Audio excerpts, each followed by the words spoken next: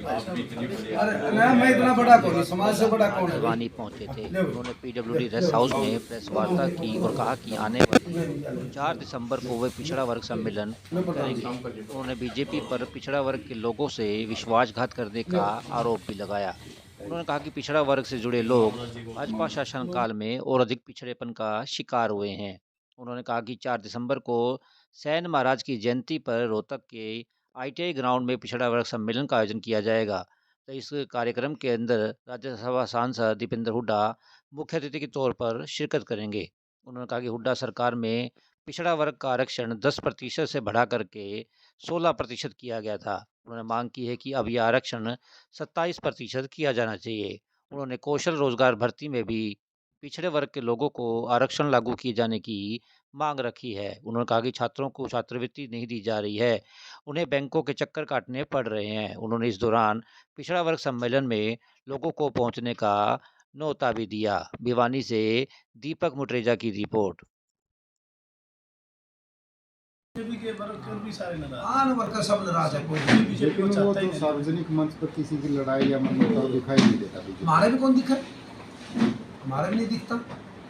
सार्वजनिक मंच से हमारा भी नहीं दिखता। बताओ कौन क्या करे? किसी के खिलाफ करे तो बताओ।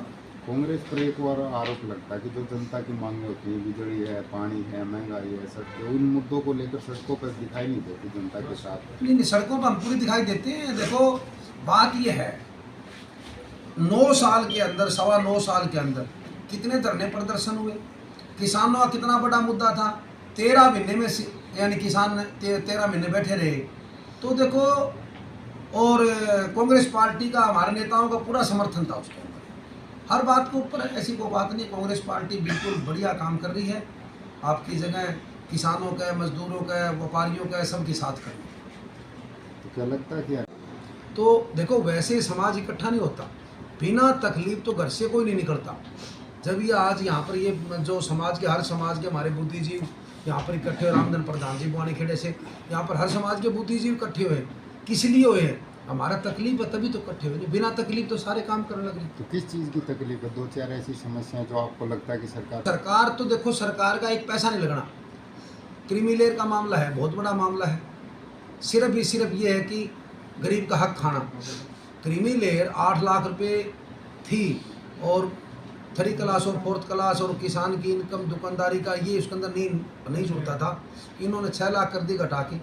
तो हमारी सरकार से तो क्या मांगा? अब तो हम विपक्ष से मांग कर रहे हैं कि हमारी 10 लाख रुपये सरकार कह रही है, हम 10 लाख करेंगे और ना इसके अंदर वो इनकम जुड़ेगी। दूसरी बात, क्लास 1-2 में 27% की बात है।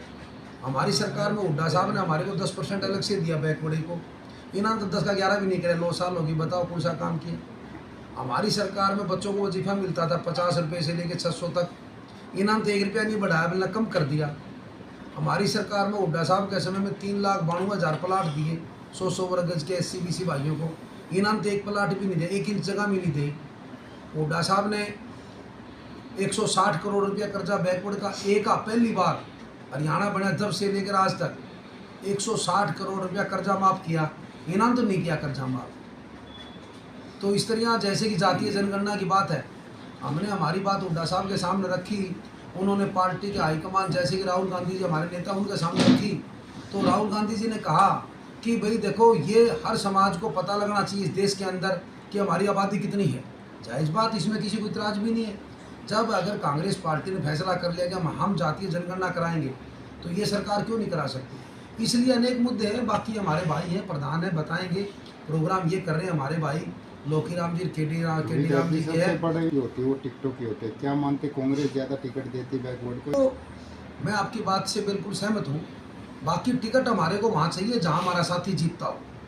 ऐसे नहीं है, खाना पूर्ति नहीं होनी चाहिए कि टिकट दे दो भाई बैकवर्ड को दे दो, और जहाँ से हार जाए क्या फ़ायदा। जीतने वाली जगह पर हम भी कहते हैं, हुड्डा साहब भी कहते हैं। हुड्डा साहब के पास एक दिन कई पिछली योजना में हम बैठे थे, तो हमारे बैकवर्ड के साथी जब टिकट मांग रहे थे, हुड्डा साहब ने ये कहा था, मेरे याद है, कि भाई आप हमारे को वहाँ जगह बताओ जहाँ से आपका आदमी जीत जाता हो। कैंडिडेट मजबूत होना चाहिए।